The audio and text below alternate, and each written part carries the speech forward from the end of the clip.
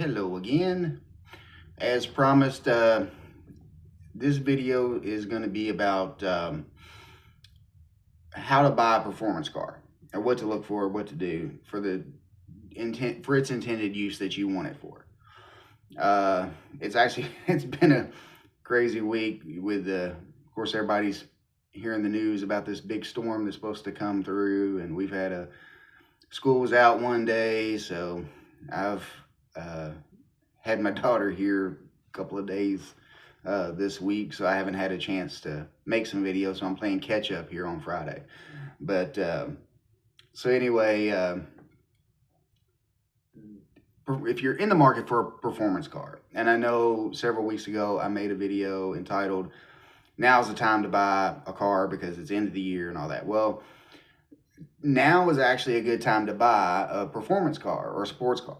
And that is because a lot of people in the winter months, they decide, oh, I'd rather have a truck or an SUV for the weather elements, and they're out shopping for those, and they're willing to part ways with their sports car or their whatever. So, and they're at discounted prices because people can't really get them out and enjoy them in the winter months. So you can get some deals to be made on sports cars or performance cars. So just that little plug. But you need to decide, if you're looking for a performance car, do you actually want to drive the car and enjoy the car, or are you a collector? Because there's a difference. If you're going to drive the car, then you need to be looking for something. There's different criteria that you need to be shopping within. If you're a collector, then that involves a different criteria that you need to be looking at. And I think a lot of people flip those. I think that what happens 90% of the time is people buy the wrong example for what their intended use is. So if you're a collector and your intention is to park it in your garage next to your other cool cars and look at it and maybe wash it once a month and show it off to whoever comes over to your place, then then you need to be buying that low mileage, kept in bubble wrap example that you're going to spend a lot more money for, because the value is the mileage. I don't care if it's a performance car, if it's a daily driver, if it's whatever.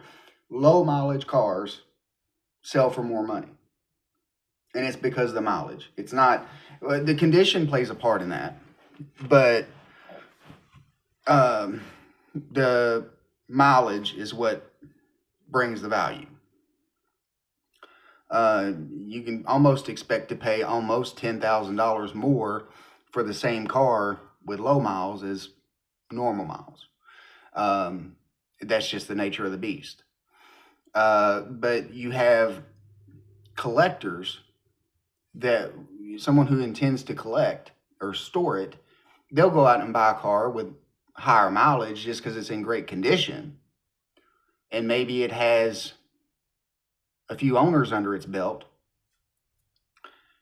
and then they're upset because 3-4 years down the road, when they're ready to move on from that car, then the value's not there.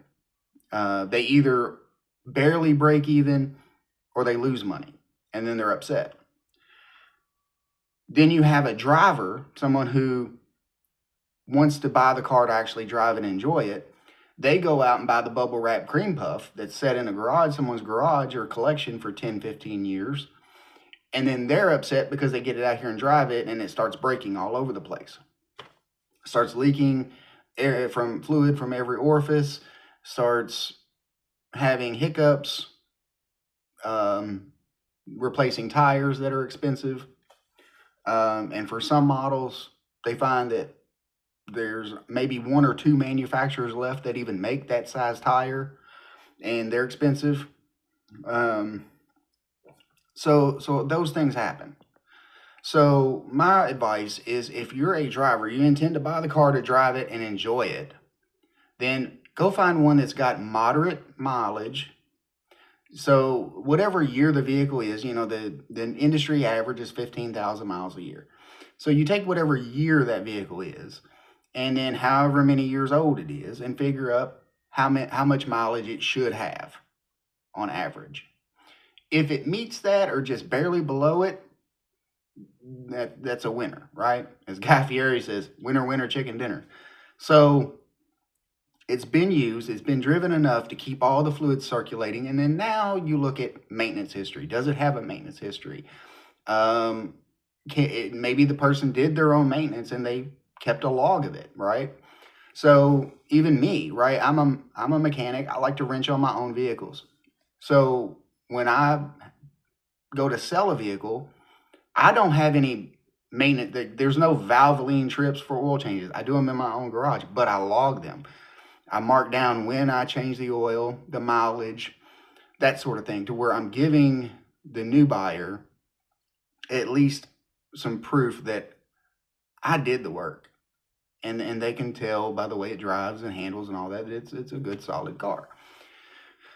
But if you're looking at in the performance car realm, whatever it is you're looking for, then make sure it's minimal ownership is ideal. However, it's the nature of the beast with these performance cars. They're going to be passed around because collectors, they'll buy something, keep it a year or two, and then they move it on to the next person. It does not mean the car is bad. It just means that that person decided to go and get something else.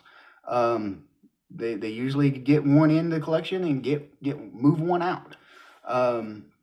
So the multiple ownership of these cars are common, and it don't mean the car is bad. It does hurt the value a little bit, but if the car's in good condition, a good maintenance history, no accidents, all that kind of stuff, the car should maintain its value. If it's just a kept car, low mileage kept car. But if you're going to drive the car, don't go buy the garage kept cream puff, because you're already spending a lot for that. You're already paying the premium for someone keeping it preserved. You're already paying the bubble wrap premium on the price of the car because it's got low mileage. Now you're going to have to turn around and spend probably 25% of your purchase price to get that car sorted. You should, however, do that to get it drivable if you intend to drive it. That means you're going to have to replace all of the rubber seals and gaskets inside it, because rubber dries up over time. Even though that car maybe only has 1,500 miles, it's 15 years old or 20 years old, it's only got 1,500 miles, all them seals and gaskets and all that stuff is dry rotted. So when you get it out here and start driving it and actually get them fluids circulating under pressure, it's going to start leaking. Them seals and gaskets are going to give away. Where maybe if it's sitting there parked, see, the engine's not running, so therefore you don't have pressure buildup, so therefore it's not going to leak. Shouldn't leak. But once you get it under pressure, that's what causes those gaskets to go ahead and fail and start leaking. And then you're into labor, 9 times out of 10, engine tear down, or engine out replacement, depending on the car. Not replacing the engine, but engine out labor, because they have to take the engine out of the car to tear it down to replace the seals and gaskets. Especially if you're buying something mid-engined. So that's going to get expensive. So you're better off, if you're intending to drive the car and just enjoy it, go buy one that's been driven, been moderately driven and enjoyed, and you do the same, because your entry point to fun is going to be far lower doing it that way than going and buying the garage kept cream puff.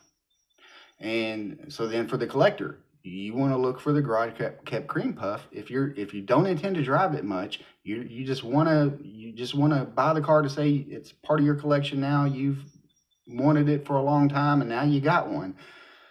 Then go find that cream puff.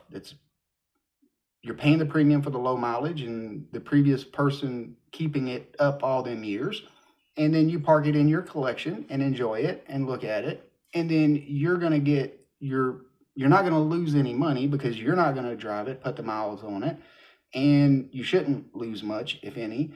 And then when you're ready to part ways with it, you get your money back and move it on to the next collector. So anyway, I've been seeing this trend a lot with these performance vehicles, and I've seen that a lot of people are buying the wrong thing. They're mixing it up, right?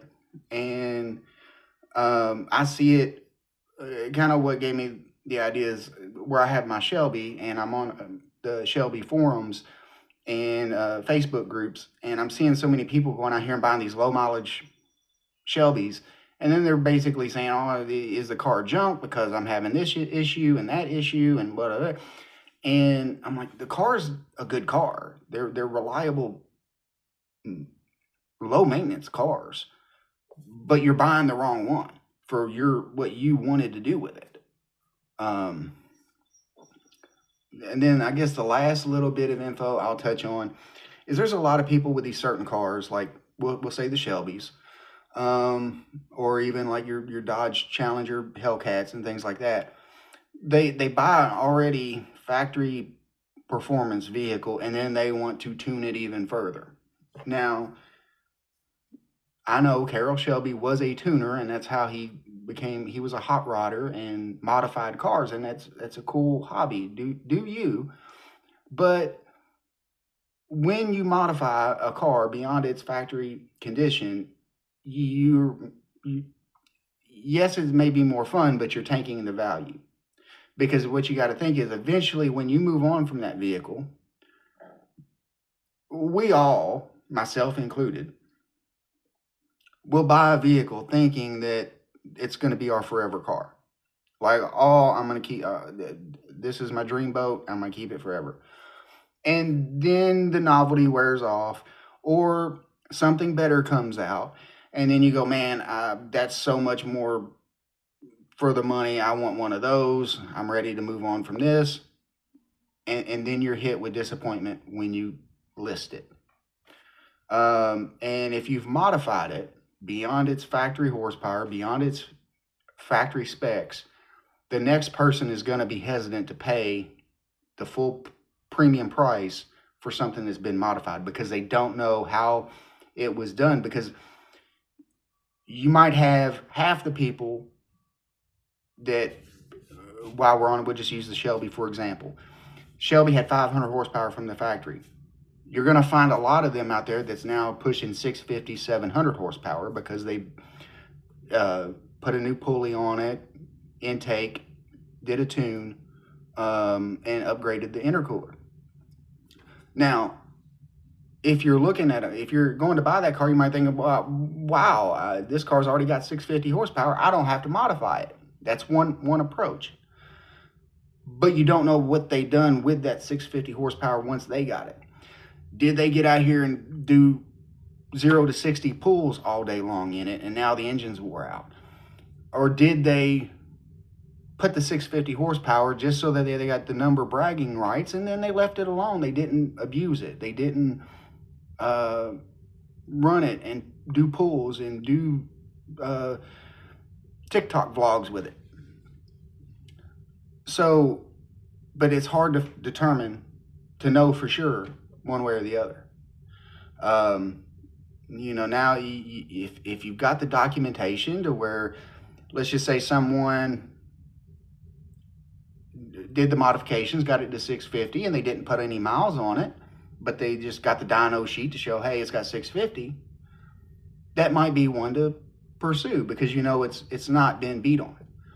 But if it's been 15,000 miles since the modifications were done, how hard were those 15,000 miles? You don't know. There's no way to really know without tearing it down partially, putting a scope in it, checking out the cylinders, checking out if there's any metal shavings. There's no way to know without tearing into it, which then you're looking at the cost associated with that. So try to stay away from the modded cars, because as tempting as it is to say, hey, I want to buy this car, it's already done, I don't have to then sink my money in it to modify it if I want to modify it, that could be setting you up for a lot more money than you want to spend compared to the value that that car will have. Because that's a whole lot of money just thrown on the table that you're not going to get back. So just be cautious. Keep some of these things in mind if you're looking for that performance car. And believe me, I know it's easy to want one and easy to feel like you need one to get out there, but I just don't want you to get trapped and spend a whole lot more money than you need to. So anyway, I hope this was informative. Please like, subscribe, and God bless you on the next one.